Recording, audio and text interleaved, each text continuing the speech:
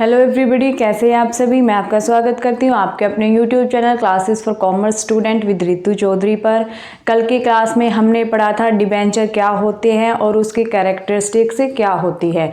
तो आप I hope आशा करती हूँ आपको वो टॉपिक अच्छे से समझ में आया होगा। आज हम करेंगे टाइप्स और काइंड्स ऑफ डिबेंचर। डिबेंचर कितने प्रकार के होते हैं, ठीक है। चलिए स्टार्ट करते हैं। पहले टाइप देख लीजिए फटाफट। Secured, unsecured, registered, barrier, redeemable, irredeemable, convertible and non convertible debentures. ठीक है, ये 8 प्रकार के डिबेंचर्स होते हैं। आपके एग्जाम में 1 या 2 मार्क्स में पूछ लिए जाते हैं कि कितने टाइप्स के डिबेंचर होते हैं, या उनमें से किसी भी 2 टाइप को क्या करें आप डिफाइन करें। ठीक है, तो आपको पता होने चाहिए कि डिबेंचर्स कितने टाइप के होते हैं, कौन कौन से होते हैं और उनका क्या मतलब होता है। तो देखिए, फर्स्ट सिक्योर्ड और मॉर्गेज डिबेंचर्स। इसके आपको नाम भी याद रखने हैं कि सिक्योर्ड को हम क्या बोल देते हैं, मॉर्गेज डिबेंचर्स बोल देते हैं। सिक्योर्ड का मतलब क्या होता है कि वो डिबेंचर्स जो कंपनी के ऊपर क्या होती है, चार्ज अगेंस्ट प्रॉफिट या charge against assets of the company पर जिनका भार होता है उनको हम क्या बोलते हैं, सिक्योर्ड डिबेंचर्स बोलते हैं। जैसे मान लीजिए कंपनी कई बार क्या करती है, डिबेंचर होल्डर की पेमेंट नहीं कर पाती। ठीक है, जब कंपनी डिबेंचर होल्डर की पेमेंट नहीं कर पाती है तो जिस डिबेंचर होल्डर के पास सिक्योर्ड डिबेंचर होते हैं वो क्या करते हैं, कोर्ट में जा सकते हैं और उस पर केस डालकर उनकी एसेट्स को लेकर उनकी एसेट से क्या कर सकते हैं, अपने डिबेंचर्स के अमाउंट को रिलाइज कर सकते हैं। इसीलिए हम उनको क्या बोलते हैं, सिक्योर्ड डिबेंचर्स बोलते हैं। तो जो सिक्योर्ड डिबेंचर्स होते हैं कंपनी को उनकी पेमेंट करनी पड़ती है, चाहे कंपनी के पास प्रॉफिट हो या लॉस हो, या फिर क्या कर सकते हैं डिबेंचर्स होल्डर कंपनी की एसेट से क्या कर सकते हैं, अपनी अमाउंट रिलाइज कर सकते हैं। तो वो क्या होते हैं, हमारे सिक्योर्ड डिबेंचर्स होते हैं। ठीक है, आया समझ में। नंबर 2 है अनसिक्योर्ड डिबेंचर्स। तो इसका उल्टा ही हो जाएगा। जो अनसिक्योर्ड होते हैं, जो कंपनी के ऊपर किसी भी तरीके से जिस पर भार नहीं पड़ता, वो क्या हो जाएंगे, अनसिक्योर्ड डिबेंचर्स हो जाएंगे। ठीक है, फिर आता है रजिस्टर्ड डिबेंचर। देखिए, रजिस्टर्ड डिबेंचर वो डिबेंचर होते हैं जो कंपनी के रजिस्टर ऑफ द मतलब जो register of the debentures holder होता है उसके अंदर उसका नाम स्टेटेड होता है डिबेंचर होल्डर का। तो जिनको कंपनी के रजिस्टर में जिनका नाम लिखा होता है उसको क्या बोलते हैं, हम रजिस्टर्ड डिबेंचर बोलते हैं।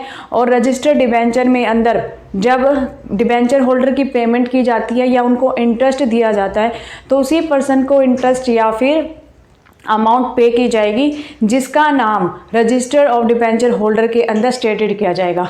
मान लीजिए, और इनको क्या कर सकते हैं, जो रजिस्टर्ड डिबेंचर होते हैं ना, इनको इजीली ट्रांसफ़र नहीं किया जा सकता। कई बार क्या करते हैं, जैसे कि एक डिबेंचर होल्डर है वो अपने डिबेंचर्स को ट्रांसफ़र कर देगा बी के पास, लेकिन जो रजिस्टर्ड डिबेंचर होते हैं वो ऐसे इजीली ट्रांसफ़र नहीं कर सकता। इसके लिए उसे प्रॉपर एक डीड बनानी पड़ती है कंपनी को, उसके थ्रू एक पूरा प्रोसेस होता है, उसको थ्रू वो क्या कर सकता है, अपने डिबेंचर्स को ट्रांसफ़र कर सकता है। इसके अंदर कुछ रिस्ट्रिक्शन होती है, इसलिए जो रजिस्टर्ड डिबेंचर होते हैं उसको ईजिली क्या करते हैं, ईजिली उसको ट्रांसफ़र नहीं किया जा सकता किसी दूसरे डिबेंचर होल्डर को। ठीक है, और इसके अंदर उसी पर्सन को इंटरेस्ट और वो मिलेगी उसकी पेमेंट डिबेंचर की जिसका नाम रजिस्टर में लिखा होगा। मान लीजिए एक अगर ट्रांसफ़र कर भी देता है, ए ने अपने डिबेंचर ट्रांसफ़र कर दिए बी को, लेकिन ए का नाम ही कंपनी के रजिस्टर में क्या है, रजिस्टर्ड है। तो इसको जो अमाउंट मिलेगी डिबेंचर के और इंटरेस्ट की वो किसको मिलेगी, ए को मिलेगी, ना को बी को मिलेगी। इसलिए बी को तो कोई प्रॉफिट ही नहीं होगा डिबेंचर को लेकर। इसलिए कहते हैं कि जो रजिस्टर्ड डिबेंचर होते हैं ना उसको इजीली कन्वर्ट नहीं किया जा सकता। इसके लिए एक पूरा प्रोसीजर होता है जिसके रिगार्डिंग वो अपने डिबेंचर्स को क्या कर सकता है, ट्रांसफ़र करता है। ठीक है, फिर आता है बैरियर डिबेंचर। बैरियर डिबेंचर वो डिबेंचर होते हैं जिनको इजीली हम क्या कर सकते हैं, ट्रांसफ़र कर सकते हैं। ए अपना डिबेंचर्स को क्या कर सकता है, बी को इजीली ट्रांसफ़र कर सकता है। इसके अंदर क्या किया जाता है कि डिबेंचर के साथ एक कूपन को अटैच कर दिया जाता है। ठीक है, और जो भी पर्सन उस कूपन को बैंक के अंदर शो करेगा उसी को क्या दी जाती है, इंटरेस्ट या फिर उसकी लमसम जो पेमेंट होती है डिबेंचर की उसको पेमेंट की जाती है जो उस कूपन को शो करता है। और इसको हम इजीली क्या कर सकते हैं, ट्रांसफ़र कर सकते हैं। ठीक है, फिर आता है रिडीमेबल डिबेंचर्स। तो रिडीमेबल डिबेंचर्स वो होते हैं जो एक स्पेसिफाइड टाइम के बीच में क्या कर दिए जाते हैं, रिडीम कर दी जाती है, जिनकी पेमेंट कर दी जाती है। जैसे कि 7 साल के डिबेंचर हो गए, 12 साल के डिबेंचर हो गए, 15 साल के डिबेंचर हो गए। इनकी क्या कर जाती है, लमसम एक पेमेंट की कर दी जाती है या फिर इंस्टॉलमेंट पर इनकी पेमेंट कर दी जाती है। ठीक है, इनका एक स्पेसिफाइड पीरियड होता है। पहले ही जो हमारा डिबेंचर जो एक तरीके का कॉन्ट्रैक्ट होता है उसके अंदर पहले ही लिखा होता है कि ये डिबेंचर किस टाइप का है और इसकी पेमेंट कब कर दी जाएगी। ये मान लीजिए एक डिबेंचर होल्डर है, उसने 15 साल के लिए कंपनी को डिबेंचर ली है, तो आफ्टर 15 ईयर्स उसकी सारी पेमेंट क्या कर दी जाएगी, उसको दे दी जाएगी। या तो उसको इंस्टॉलमेंट पे किए जाएंगे या फिर एक लमसम पेमेंट उसको पे कर दी जाएगी। इरिडीमेबल डिबेंचर और परपेचुअल डिबेंचर्स। इरिडीमेबल डिबेंचर्स वो डिबेंचर्स होते हैं जिनकी payment at the time of liquidation of the company, जब कंपनी का लिक्विडेशन होता है उसी टाइम उनकी क्या की जाती है, पेमेंट की जाती है, उससे पहले उनकी पेमेंट नहीं की जाती। ठीक है, आया आपको यहाँ तक समझ में। अब करते हैं हम अपना कन्वर्टेबल डिबेंचर्स, यानी कि वो डिबेंचर्स जिसको कन्वर्ट किया जा सकता है। अब किस में कन्वर्ट करेंगे, कन्वर्ट कर सकते हैं शेयर्स के अंदर। कंपनी क्या कहेगी, आपको इतने टाइम के बाद हम क्या कर देंगे, डिबेंचर होल्डर की पोजीशन से हटाकर शेयर होल्डर की पोजीशन पर रख देंगे। आपके जितने डिबेंचर्स है वो किस में कन्वर्ट हो जाएंगे, आपके शेयर्स के अंदर कन्वर्ट हो जाएंगे। तो यानी कि वो डिबेंचर्स जिनको ईजिली हम कन्वर्ट कर सकते हैं शेयर्स के अंदर, उनको क्या बोलते हैं, कन्वर्टेबल डिबेंचर्स बोलते हैं। इसके अंदर भी 2 टाइप्स होते हैं, 1 fully convertible and second partially convertible।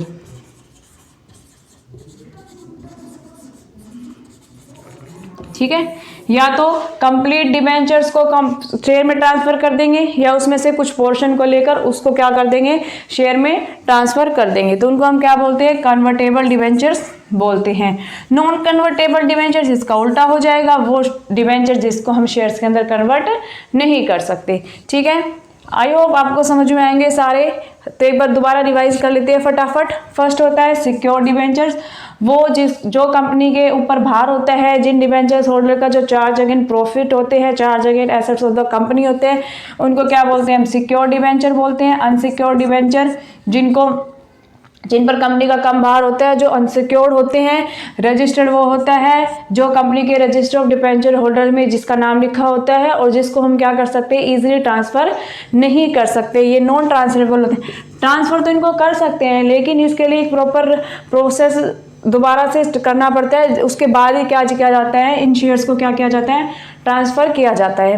Barrier debentures वो होते हैं जिनको इजीली ट्रांसफर किया जा सकता है और इसके अंदर क्या किया जाता है, डिबेंचर्स के साथ एक कूपन अटैच कर दिया जाता है और जो भी पर्सन उस कूपन को दिखाएगा उसी को क्या मिल जाएगा, डिबेंचर का इंटरेस्ट या उसकी पेमेंट उसको मिल जाएगी। रिडीमेबल डिबेंचर्स वो होती है जिनका एक स्पेसिफाइड टाइम पीरियड होता है, उस टाइम पीरियड के बाद उसको क्या कर दिया जाता है, रिडीम कर दिया जाता है, उनकी पेमेंट उनको वापस कर दी जाती है। इरिडेमेबल डिबेंचर वो होते हैं जिनको कंपनी के लिक्विडेशन के टाइम में जिनकी पेमेंट की जाती है। कन्वर्टेबल डिबेंचर्स वो होते हैं जिनको हम शेयर्स के अंदर इजीली कन्वर्ट कर सकते हैं। नॉन कन्वर्टेबल वो होते हैं जिनको हम शेयर्स के अंदर इजीली कन्वर्ट नहीं कर सकते। तो आया आपको ये सारा टॉपिक समझ में, हमारा टाइप्स ऑफ डिबेंचर। ठीक है, इनमें से बेटा कोई सा ना कोई सा एक एग्जाम में आ जाता है 1 मार्क्स में या 2 मार्क्स में, तो इसलिए आपको इनके जो नाम है, सिक्योर्ड को हम मॉर्गेज भी बोलते हैं, अनसिक्योर्ड को हम नेक्ट भी बोलते हैं, ये नाम भी आ सकते हैं एग्जाम में, तो इसलिए आपको इनके नाम भी याद रखने। इरिडेबल को हम परपेचुअल डिबेंचर्स भी बोलते हैं, तो इनके नाम आपको याद रखने हैं, इसमें कंफ्यूज नहीं होना है। ठीक है, अब हम करेंगे कल की क्लास में difference between shares and debentures. उसमें से भी आपके एग्जाम में क्वेश्चन आ सकता है कि शेयर और डिबेंचर में क्या डिफरेंस होता है।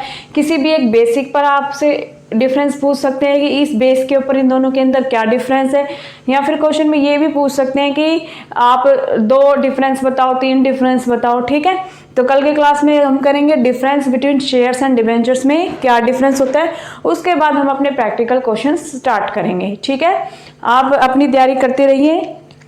अगर आपको मेरी वीडियोस अच्छी लगती है तो वीडियोस को लाइक करना, चैनल को सब्सक्राइब करना। मिलते हैं नेक्स्ट वीडियो में।